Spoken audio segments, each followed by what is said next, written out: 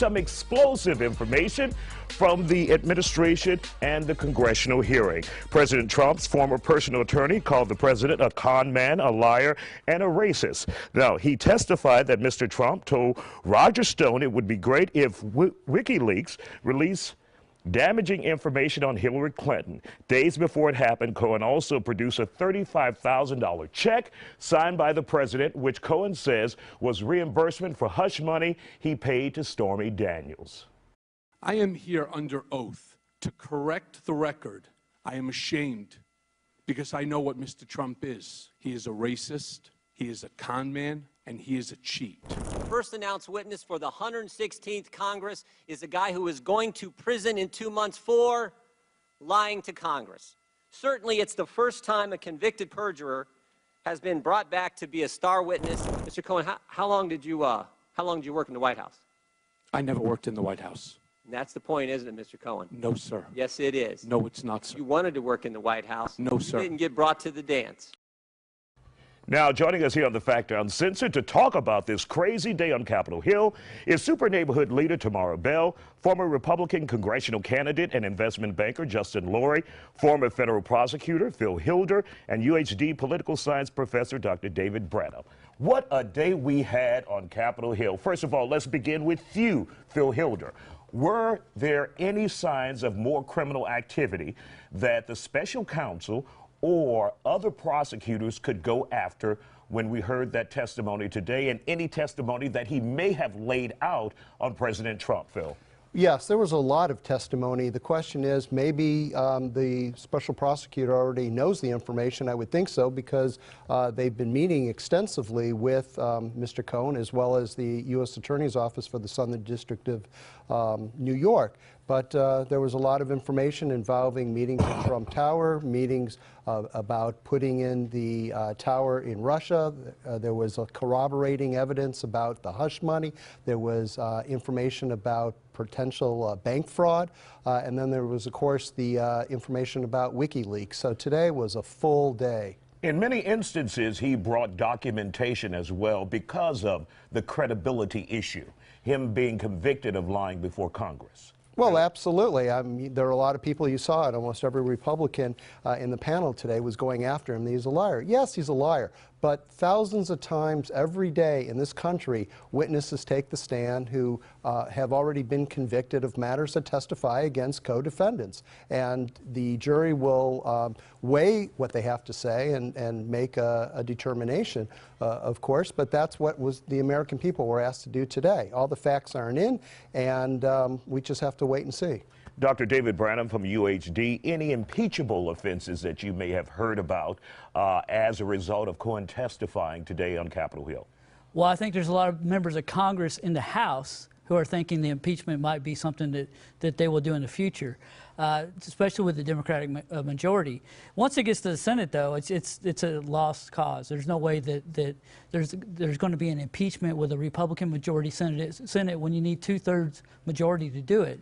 That means you'd have to have 14 Republicans flip over. I don't think there's any scenario right now where that'll occur.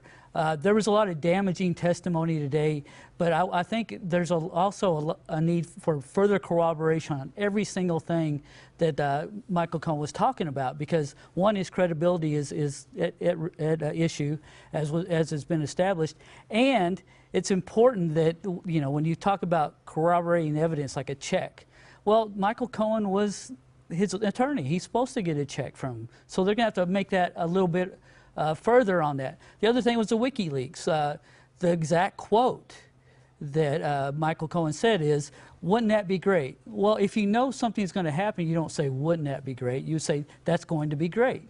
So even Cohen's testimony makes it difficult to nail Trump on certain legal issues. But that doesn't mean that they're not going to find something further in the future. That doesn't mean that Robert Mueller doesn't have something that's going to come out later on down the line. But something else has to come out in order for the president to be impeached. Tamara Bell, has anything come out that you think the president should be impeached on? That would be a hard challenge, because, as you say, the Democrats have the Congress, they don't have the Senate. That's not what concerns me. What concerns me is the other names that he named. He named Donald Trump Jr., giving him a check. He named Trump's attorney, knowing about some of the behaviors. And everybody wondered, what is the purpose of him naming all of these different people and how they were literally co-conspirators in his actions? Roommates. They're going to end up being his roommate, okay? Because they are just as culpable as he has been. And so if the evidence exists as he's saying it, and I don't think anything he said today is a surprise to the special prosecution, because he already told them, and then they were the ones told him, okay, but you can't talk about this, you can't talk about that. So they knew what he would say, and they had already told him what he couldn't say.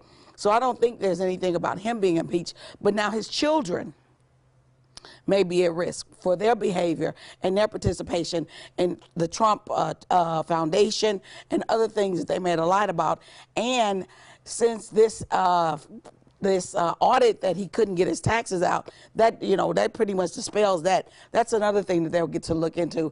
And that's some of the afterthoughts of what I'm looking forward to. All right, Justin Lurie, when you take a look at Cohen's testimony, being a Republican, did you find him believable?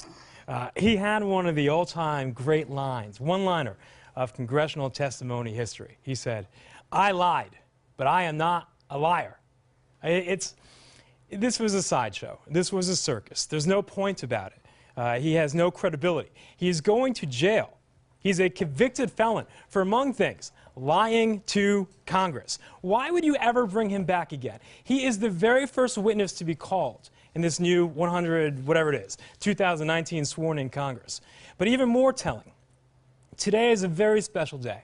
Today, happening right now in Hanoi, we have President Trump meeting with the leader of North Korea. The whole idea of having this hearing today is so they can have, the Democrats can have, the split screen. Here is Trump being on the way towards impeachment, and Trump, presumably, the Democrats would want him to fail with North Korea. This is a political sideshow. There is no substance. There is nothing learned. And this is nothing more than a giant waste of time. We should be focusing on the border. We should be focusing on helping our economy, our foreign policy, the national debt. Instead, we waste time. That's what the mob said about Joe Valachi, but the answers all went to jail. Because Joe Valachi wasn't a liar. He was a murderer. But Congress believed him. That hearing today reminded me of that. He was a murderer. He said he was a murderer. He had killed multiple people. But when he told about what he did for the mob and how he got into that, they believed him. Well, I can assure you they did. Thank you guys for joining us here on The Factor Uncensored.